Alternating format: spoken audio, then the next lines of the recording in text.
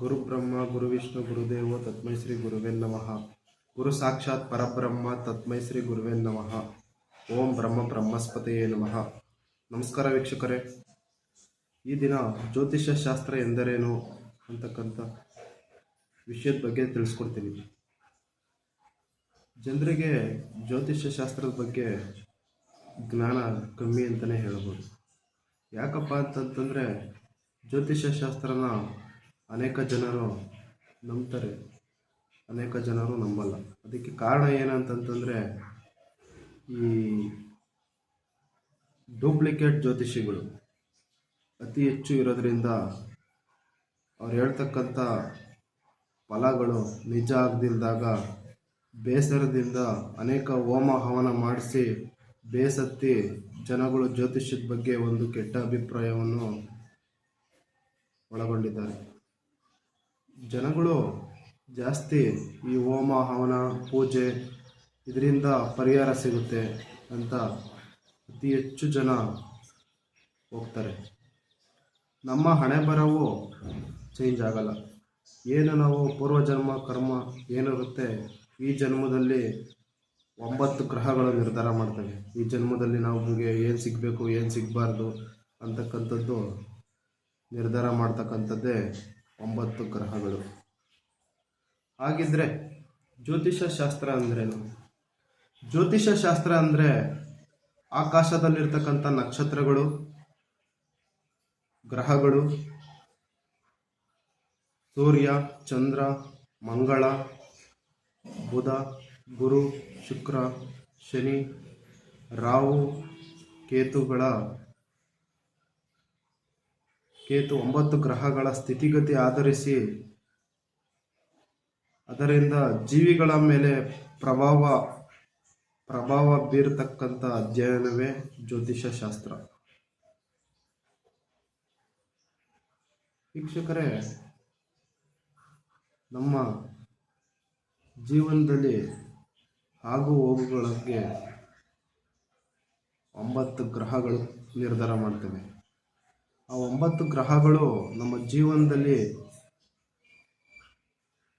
ಯಾವ ರೀತಿ ಪ್ರಭಾವ ಬೀರ್ತವೆ ಅಂತಂದರೆ, ನೀವೇನೇ ಒಂದು ಜೀವನದಲ್ಲಿ ಕಷ್ಟ ಇರಲಿ ಸುಖ ಇರಲಿ 9 ಗ್ರಹಗಳು 27 ನಕ್ಷತ್ರಗಳು ನಿರ್ಧಾರ ಮಾಡ್ತವೆ.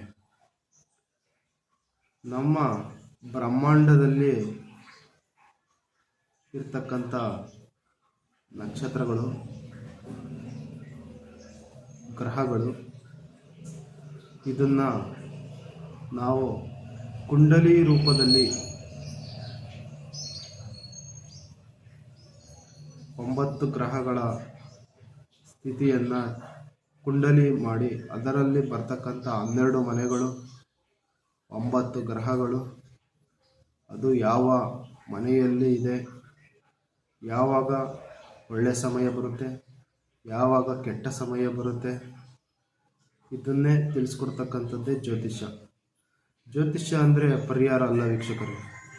ಜ್ಯೋತಿಷ್ಯ ಅಂತಂತಂದರೆ ಮುಂದಿನ ಜೀವನದಲ್ಲಿ ನಾವು ಮಾಡ್ತಕ್ಕಂಥ ಕೆಲಸದಲ್ಲಿ ಎಷ್ಟರ ಮಟ್ಟಿಗೆ ಯಶಸ್ಸಿದೆ, ಎಷ್ಟರ ಮಟ್ಟಿಗೆ ಸೋಲಿರುತ್ತೆ ಅಂತ ನೋಡ್ತಕ್ಕಂಥದ್ದೇ ಜ್ಯೋತಿಷ್ಯ. ವೀಕ್ಷಕರೇ, ಅನೇಕ ಜನರು ಈ ಬಿಸ್ನೆಸ್ ಮಾಡಕ್ಕೆ ಹೋಗ್ತಾರೆ, ಅದರಲ್ಲಿ ಅರ್ಧಕ್ಕರ್ಧ ಜನ ಲಾಸ್ ಮಾಡ್ಕೋತಾರೆ. ಏತಕ್ಕೆ ಲಾಸ್ ಮಾಡ್ಕೋತಾರೆ?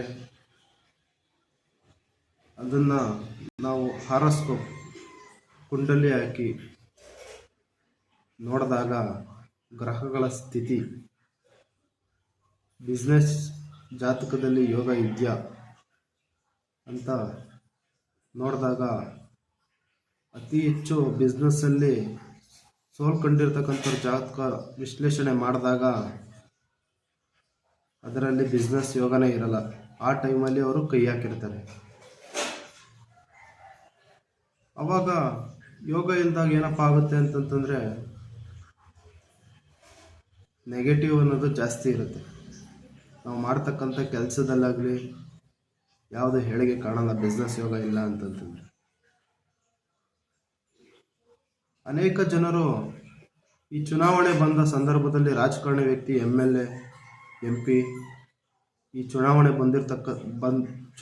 ಬಂದ ಸಮಯದಲ್ಲಿ ಕೇರಳಕ್ಕೆ ಹೋಗತಕ್ಕಂಥದ್ದು, ಅನೇಕ ಜ್ಯೋತಿಷಿಗಳನ್ನು ಭೇಟಿ ಮಾಡ್ತಕ್ಕಂಥದ್ದು, ಇದನ್ನೆಲ್ಲ ನೀವು ನೋಡೇ ಇದ್ದೀರ. ಏಂತಕ್ಕಪ್ಪ ಅವರು ಭೇಟಿ ಮಾಡ್ತಾರೆ? ಅನೇಕ ಜನರು ಜ್ಯೋತಿಷಿಗಳನ್ನ ಯಾಕೆ ಭೇಟಿ ಮಾಡ್ತಾರೆ MLA MPಗಳು ಅಂದರೆ, ನಮ್ಮ ಜಾತಕದಲ್ಲಿ, ಅಂದರೆ ಅವರ ಜಾತಕದಲ್ಲಿ ರಾಜಕೀಯದಲ್ಲಿ ಜಯಗಳಿಸ್ತಕ್ಕಂಥ ಯೋಗ ಇದೆಯಾ ಅಂತ ಮೊದಲು ಪರಿಶೀಲನೆ ಮಾಡಿಸ್ತಾರೆ. ವಿನ್ನಿಂಗ್ ಕಾಂಬಿನೇಷನ್ ಇದೆಯಾ ಜ್ಯೋತಿಷ ಜಾತಕದಲ್ಲಿ ಅಂತ ಫಸ್ಟು ಮೊದಲು ಜ್ಯೋತಿಷಿಗಳನ್ನ ಭೇಟಿ ಮಾಡಿದ ನಂತರವೇ ಸ್ಪರ್ಧೆ ಮಾಡೋದು. ಇನ್ನು ಕೆಲವರು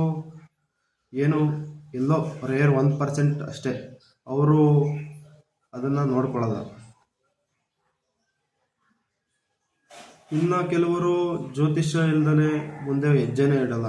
ಈಗ ನೀವೆಲ್ಲ ನೋಡಿರ್ತೀರ, HD ಕುಮಾರಸ್ವಾಮಿ ಮನೆಯವರಾಗಿರ್ಬೋದು, DK ಶಿವಕುಮಾರ್ ಮನೆಯವರಾಗಿರ್ಬೋದು, ಯಡಿಯೂರಪ್ಪನ ಮನೆ ಆಗಿರ್ಬೋದು, ಪ್ರತಿಯೊಂದು MLA ಪ್ರತಿಯೊಂದು ಮನೆಯಲ್ಲೂ ಸಹ ಜ್ಯೋತಿಷ್ಯನ ಫಸ್ಟು ವೀಕ್ಷಣೆ ಮಾಡಿ ಚುನಾವಣೆಗೆ ನಿಲ್ತಕ್ಕಂಥದ್ದನ್ನು ಮಾಡ್ತಾರೆ. ಅದರಲ್ಲಿ ಕೆಲವರು ಜಯ ಗಳಿಸಿದ್ರೆ ಇನ್ನು ಕೆಲವರು ಸೋಲ್ತಾರೆ. ಏಂತಕ್ಕಪ್ಪ ಅಂದರೆ ಅವ್ರು ಕೇಳಿರಲ್ವ ಅಂದರೆ ಕೇಳಿರ್ತಾರೆ. ಹೇಳ್ತಕ್ಕಂಥ ಜ್ಯೋತಿಷಿಗಳು ಕೆಲವರು ಸರಿಯಾಗಿ ಹೇಳಿರ್ತಾರೆ, ಕೆಲವರು ಸರಿಯಾಗಿ ಹೇಳಿರಲ್ಲ. ಏನಪ್ಪ ಅಂತಂತಂದರೆ, ಕೆಲವರು ನೀವು ವಿನ್ ಆಗ್ತೀರ ಹೋಗಿ ಅಂತ ಹೇಳಿರ್ತಾರೆ, ಅವ್ರು ವಿನ್ ಆಗಲ್ಲ. ಅವಾಗ ಏನಾಗುತ್ತಪ್ಪ ಅಂತಂತಂದರೆ ಬೇಸರ ಆಗುತ್ತೆ ಅವ್ರಿಗೆ. ಏನು ಜ್ಯೋತಿಷ್ಯದ ಮೇಲೆ ನಂಬಿಕೆ ಅವಾಲೇ ಹೋಗೋದು. ಆದ್ದರಿಂದ ವೀಕ್ಷಕರಿಗೆ ಹೇಳೋದೇನೆಂದರೆ, ಒಳ್ಳೆಯ ಜ್ಯೋತಿಷಿಗಳನ್ನ ಭೇಟಿ ಮಾಡಿ ನಿಮ್ಮ ಸಂಪೂರ್ಣ ಜಾತಕವನ್ನು ವಿಶ್ಲೇಷಣೆ ಮಾಡಿಸ್ಕೊಳ್ಳಿ. ನೀವು ಯಾವ ಫೀಲ್ಡ್ಗೆ ಹೋದರೆ ಯಶಸ್ಸು ಗಳಿಸ್ತೀರ, ಯಾವ ಸಬ್ಜೆಕ್ಟ್ ಬಗ್ಗೆ, ಕೋರ್ಸ್ ಬಗ್ಗೆ, ಶಿಕ್ಷಣದ ಬಗ್ಗೆ, ಯಾವ ಸಬ್ಜೆಕ್ಟ್ ನಿಮ್ಮ ಜಾತಕಕ್ಕೆ ಹೊಂದಾಣೆ ಆಗುತ್ತೆ, ಯಾವ ವೃತ್ತಿ ಆಗುತ್ತೆ, ನಿಮಗೆ ಬಿಸ್ನೆಸ್ ಆಗುತ್ತಾ, ರಾಜಕೀಯ ಆಗುತ್ತಾ ಅಂತಕ್ಕಂಥದ್ದು ನಿಮ್ಮ ಜಾತಕನ ಪರಿಶೀಲನೆ ಮಾಡ್ಕೊಳ್ಳಿ ವೀಕ್ಷಕರೇ.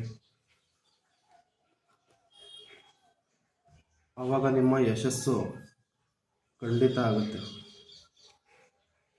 ಕೆಲವರು ನಾನು ಜ್ಯೋತಿಷ್ಯನೇ ನೋಡಲಿಲ್ಲ, ಬಿಸ್ನೆಸ್ ಮಾಡೋಕ್ಕೆ ಹೋದೆ ಯಶಸ್ಸಾಯಿತು ಅಂತ ಹೇಳ್ತಾರೆ.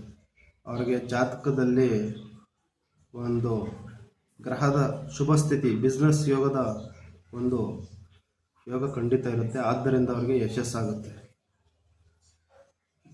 ಯಾವುದೇ ಒಂದು ಹೊಸ ಕೆಲಸ ಪ್ರಾರಂಭ ಮಾಡೋಕ್ಕಿಂತ ಮುಂಚೆ ನೀವು ನಿಮ್ಮ ಜಾತಕನ ನುರಿತ ಜ್ಯೋತಿಷಿಗಳು ಯಾರಿರ್ತಾರೆ ಅವ್ರ ಕೈಯಲ್ಲಿ ನೀವು ನಿಮ್ಮ ಜಾತಕವನ್ನು ಪರಿಶೀಲನೆ ಮಾಡಿಸ್ಕೊಳ್ಳಿ. ವಂದನೆಗಳು.